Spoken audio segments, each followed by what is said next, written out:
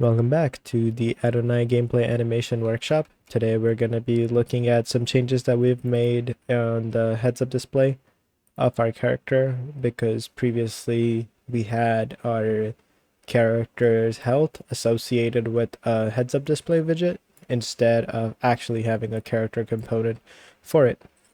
So the first thing we want to know is how we can create character components. So that would be just right click, then you go to blueprints and then blueprint class. And then instead of selecting the common classes, we're going to expand the all class menu. And here you can see a bunch of different kinds of blueprint scripts that you can make. And you're going to select actor component. So what an actor component is like a smaller box where you can have some variables or some functions stored in. And these character functions and character stats or anything else variables that you have, you can drag and drop it into any other blueprint.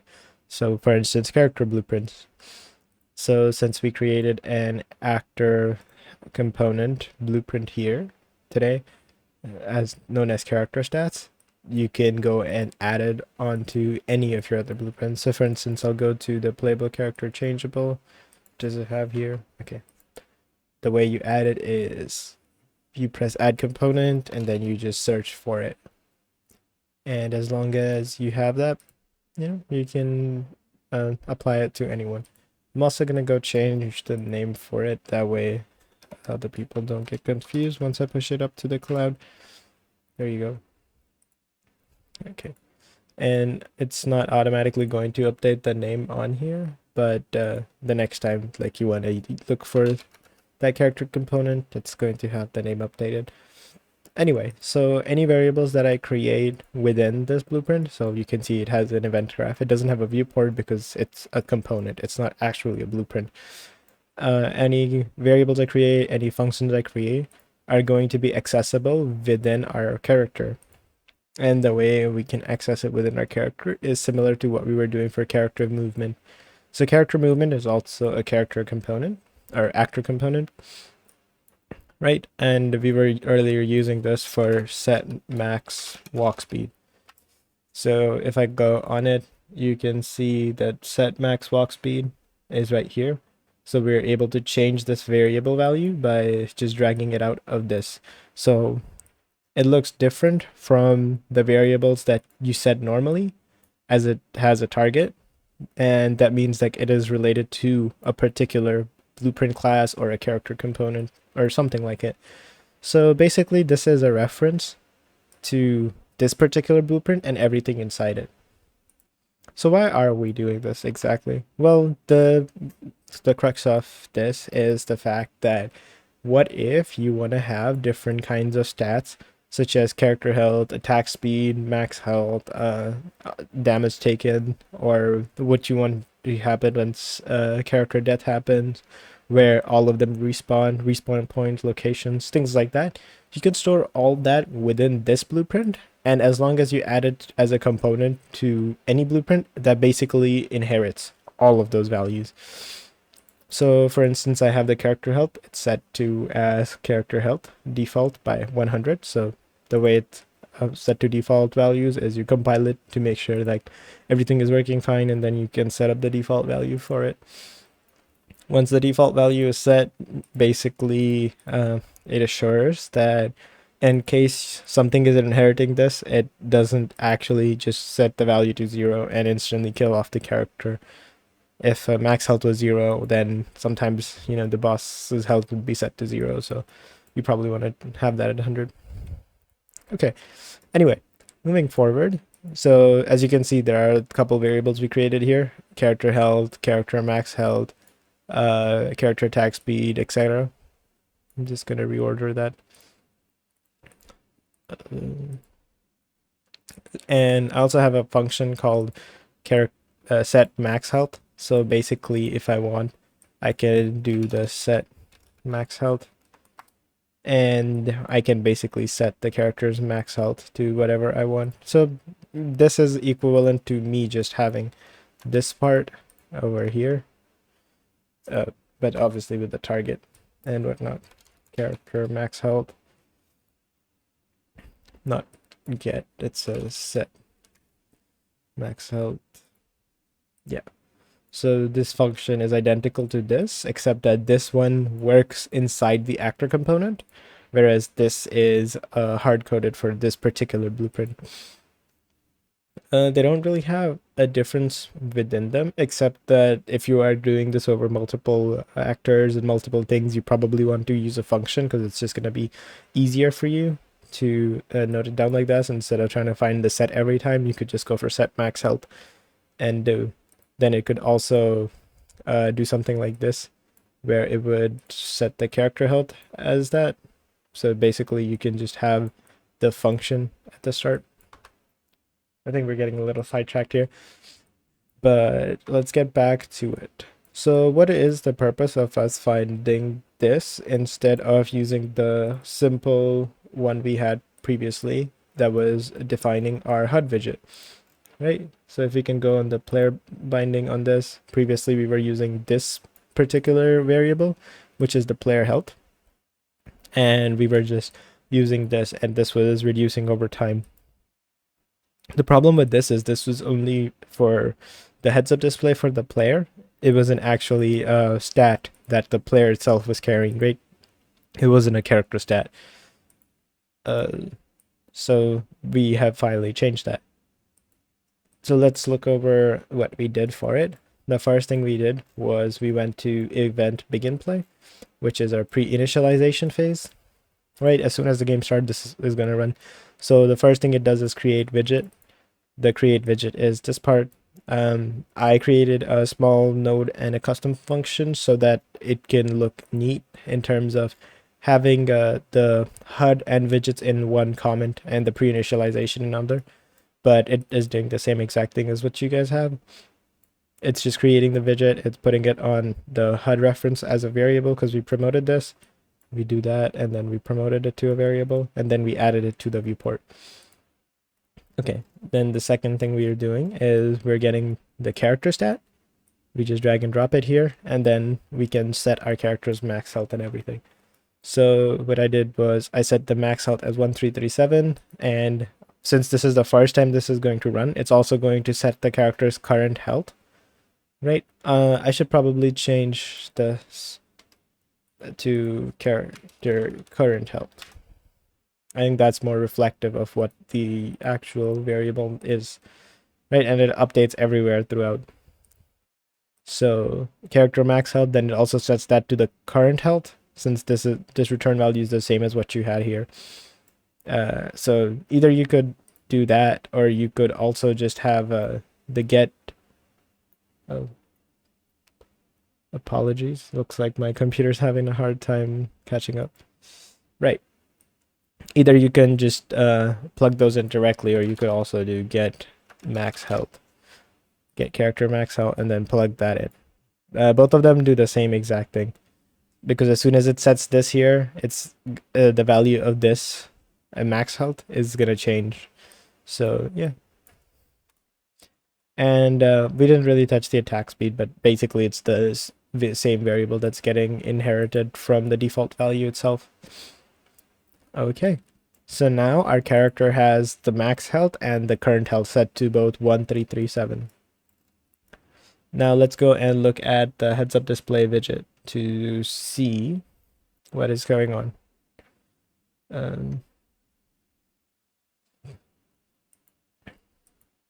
Okay, so the first thing I did is I went to the event graph and I got a character blueprint reference. So what I did for that is I got an event construct. So event construct is basically an event begin play, but for the widget. So whenever this thing happens, when the create HUD widget, this function block is called within your actual function body or within your program, then it creates the HUD widget. Let me pause the recording for a second. Okay, apologies for that. I had to close out a few programs to be easier on the computer. So I was saying this HUD widget creates, as soon as this is created, the event construct node runs. So what I did here is I used the function get actor of class. I looked for my character because that's the character I have with the character stats. and I set it as a variable. So I just promoted this to a variable. Once I promoted this to a variable, what I can do is I can drag this into our event graph anywhere in the event graph. So in the function, the macros, and the variables, everywhere. And out of this, I can search for character stats, right? And as long as this is context sensitive, you can see on the very bottom, I can get the character stats. This is the reference to this particular character stats. So basically this, it's referring to this. And then here you can get a max health, current health. So yeah. So you set the reference as a variable. So you promote this to a variable, and then you use that reference to get the target to character stats. And then this. You can also have, instead of setting that as a variable, you can also just use it out of the return value itself, or you straight out of this. All of those would also work because all of them are returning the same exact value, which is the character stat value. Okay, so let's go ahead and see what we were previously doing. So we have a bar, that progress bar, that fills from left to right based on a percentage, and we have it bound to the player health indicator, right? So let's go and look at the player health indicator. And the way we have it set is so that we have the character blueprint reference, which is pointing towards the character stats, which is pointing towards the current character's health and current max health. And if we divide those two, we're going to get a number, right? So if, let's say, you have 75 health out of 150, right? That would mean you have 50% health left, which is why if you divide those two numbers, you get 0.5. And that's the return value that's getting played to the return value here, which is why the percentage function works properly. And since you don't have this hard-coded, the current character health and current max health, whatever you change this number to, it's automatically going to reflect it on the HUD widget. So later on, if your character gets better equipment that increases their health, or they level up or something, then you can just add on top of this, and the HUD widget is automatically going to get updated. Similar to that, we did it for the display health text, this health text. We have this binding here for it, display health text. And this part is the same exact thing from the player health indicator, right? And here I have just rounded it up. So instead of it showing the point values, because it was a float, I rounded to an integer 64, then I rounded it into an actual int 64. So I think this is called toInt. Yeah, so it converts the integer 64 into a 32-bit integer, and then you can just plug it into the convert to string part, because it automatically converts the number. And this append is basically trying to put all of that in just one sentence, one after the other. So health, then our initial current health value, then the slash, and then the max health. And then that's directly going into the text as a return value. So if I go right now and play the game, you will be able to see that my health, it says 1,337 out of 1,337. And if I go to take damage, I'm taking the damage because I have my health set to it. Okay. I guess I should also clamp this. Right here. Clamp float. Okay. So something about clamp is it just sets the minimum and maximum value. So any value you put, if this is over the max value, it will return just the max value. If it is below the min value, then it will only return the min value. So if your health goes negative, since the minimum is set to 0, it's only going to return up to 0. If your health is over your max health, and if you wanted to be able to go over to max health, sometimes your character has temporary boosts where you want 5% extra. You would change that number over here. So for that, you would just do a plus, and then maybe if you want to have like 20, let's say 25 extra health. And that is going to be your new maximum. So let me actually put this as 13, right? If I put 13 extra health, then if I go to the healing area, then it will maximum get my health to 1,350 out of 1337. And that's it. See? So that's extra health that our character has. And that's only because we clamped it that way. And now it's going to start reducing the health. Okay. So that's something about clamps that we can learn. And let's go look at how we can use this for the damage taking and healing part. So that was something that was given over to you guys the weekend, where you created your own buff/debuff area code. Right, wherever you created your buff/debuff area code, there should be a little function or a little code piece which would have this part, but instead of it being a HUD reference, get HUD reference and then player health, because previously we were using a player health from the HUD reference.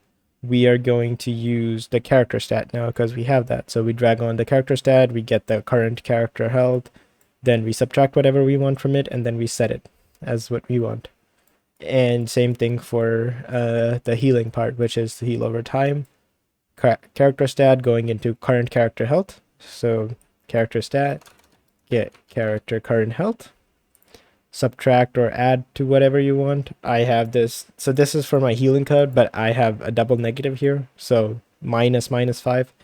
I guess I could just change this to a float positive to have more clarity instead, and do that. And yeah, and that's how our addition of health or reduction of health is working. So instead of it being from a HUD reference, it's from character stat. Another good thing that you can do with this kind of program is that here, you know how you have a set max health, you can also set a new function called increase health by, right? And then here you can have character health, so you can set that. You do a get character health, and this is going to be a plus sign, and let's just say it will, oh, computer doesn't want to stop hanging on me. All right, okay, and I guess I can change this name to increase by.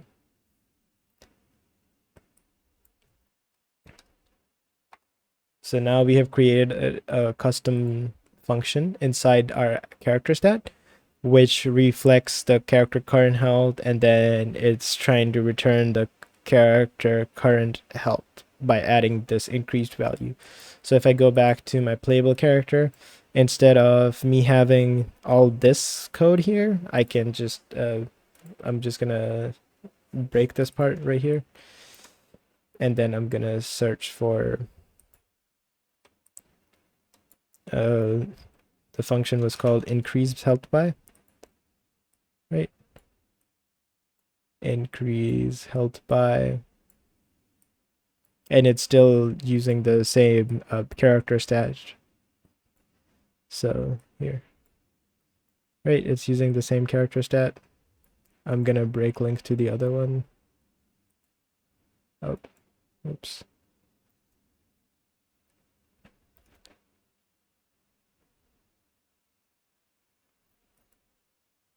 I hope like it's not lagging my recording as well, but if it does, then I can go over this again anyway.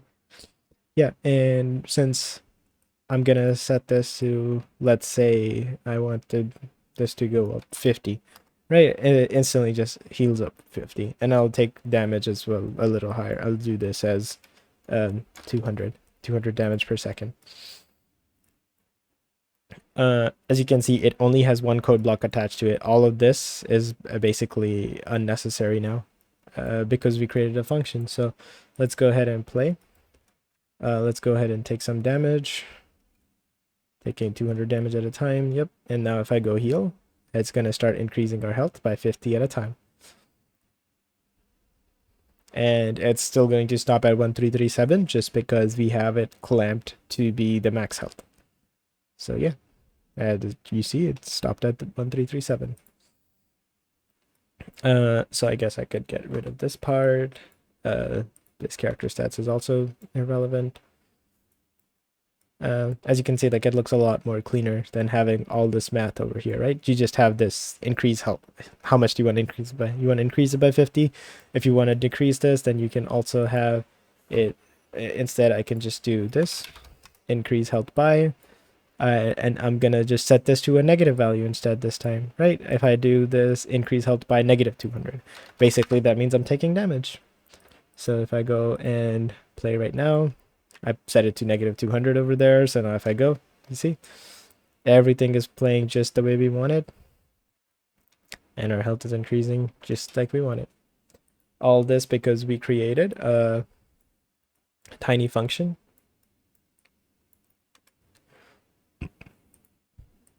inside our character component, in our actor component, which is the character stats underscore Pratt.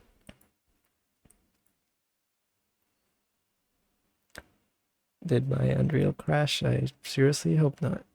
Oh, it was just saving. Yeah, so that's a way you can use the actor component to have functions inside it and then use those to have it in your blueprint and play along with it. So that's what we looked at today.